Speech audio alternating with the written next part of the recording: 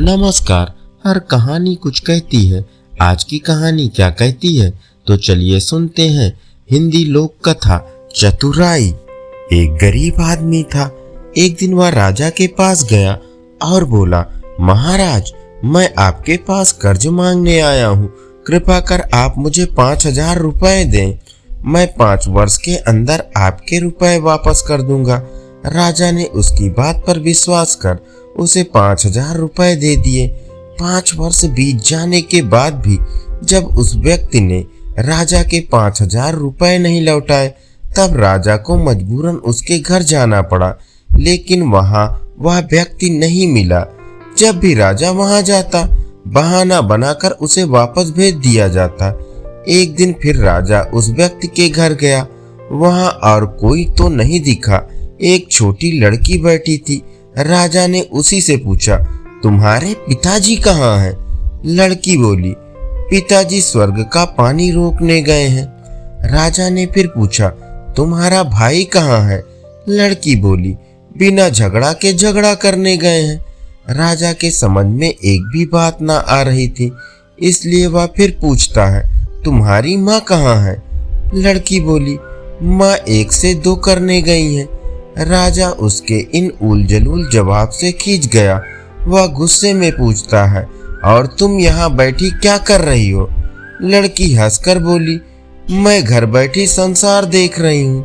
राजा समझ गया कि लड़की उसकी किसी भी बात का सीधा जवाब नहीं देगी, इसलिए उसे अब इससे इन बातों का मतलब जानने के लिए प्यार से बतियाना पड़ेगा।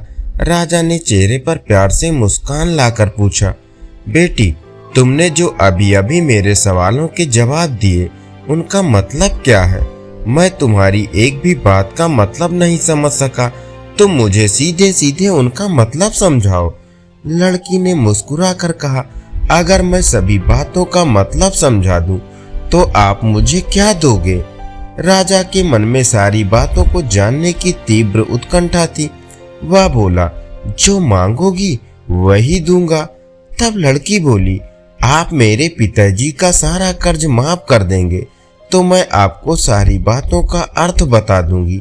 राजा ने कहा, ठीक है, मैं तुम्हारे पिताजी का सारा कर्ज माफ कर दूंगा। अब तो सारी बातों का अर्थ समझा दो। लड़की बोली, महाराज, आज मैं आपको सारी बातों का अर्थ नहीं समझा सकती। कृपा कर आप कल आएं, कल मैं जरूर बता दूंगी। राजा अगले दिन फिर उस व्यक्ति के घर आया। आज वहां सभी लोग मौजूद थे। वह आदमी, उसकी पत्नी, बेटा और उसकी बेटी भी। राजा को देखते ही लड़की पूछी, महाराज, आपको अपना वचन याद है ना? राजा बोला, हाँ, मुझे याद है। तुम अगर सारी बातों का अर्थ बता दो तो मैं तुम्हारे पिताजी का सारा कर्ज माफ कर दूंगा। लड़की बोली, सबसे पहले मैंने ये कहा था कि पिताजी स्वर्ग का पानी रोकने गए हैं। इसका मतलब था कि वर्षा हो रही थी और हमारे घर की छत से पानी टपक रहा था। पिताजी पानी रोकने के लिए छत को बना रहे थे, यानी वर्षा का पानी आसमान से ही गिरता है, और हम लोग तो यही मानते हैं कि आसमान में ही स्वर्ग है। बस पहली बात का अर्थ यही है। दूसरी बात मैंने कही थी कि भैया बिना झगड़ा के झगड़ा करने गए हैं। इसका मतलब था कि वे रेंगनी के कांटे को काटने गए हैं।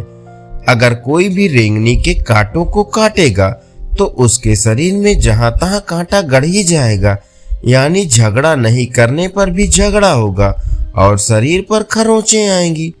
राजा उसकी बातों से सहमत हो गया। वह मन ही मन उसकी चतुराई की प्रशंसा करने लगा। उसने उत्सुकता के साथ पूछा, और तीसरी चौथी बात का मतलब बताओ बेटी।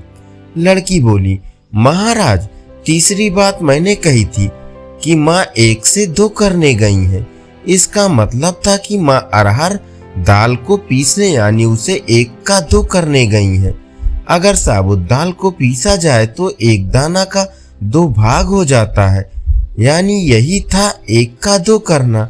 रही चौथी बात, तो उस समय मैं भात बना रही थी और उसमें से एक चावल निकाल कर देख रही थी कि भात पूरी तरह पका है कि नहीं।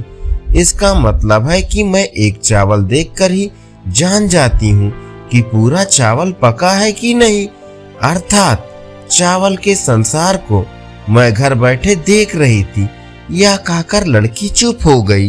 राजा सारी बातों का अर्थ जान चुका था। उसे लड़की की बुद्धिमानी भरी बातों ने आश्चर्य में डाल दिया था।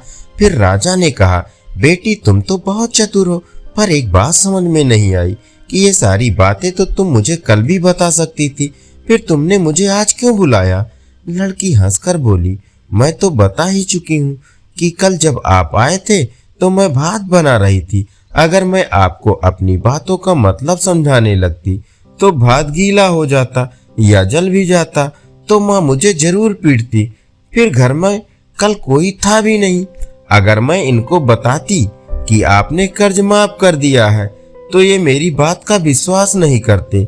आज स्वयं आपके मुंह से सुनकर कि आपने कर्ज माफ कर दिया है, जहाँ इन्हें इसका विश्वास हो जाएगा वही खुशी भी होगी। राजा लड़की की बात सुनकर बहुत ही प्रसन्न हुआ।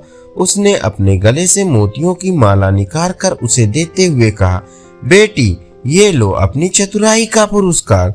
तुम्हारे पिताजी का कर्ज तो मैं माफ कर ही चुका हूँ। अब तुम्हें या तुम्हारे घर वालों को मुझसे बहाना नहीं बनाना पड़ेगा। अब तुम लोग निश्चिंत होकर रहो।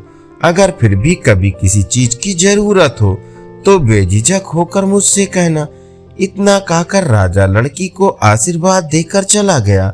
लड़की के परिवार वालों ने उसे खुशी से गले लगा लिया। धन्यवाद। अभी आप सुन रहे थे हिंदी लोक कथा चतुराई।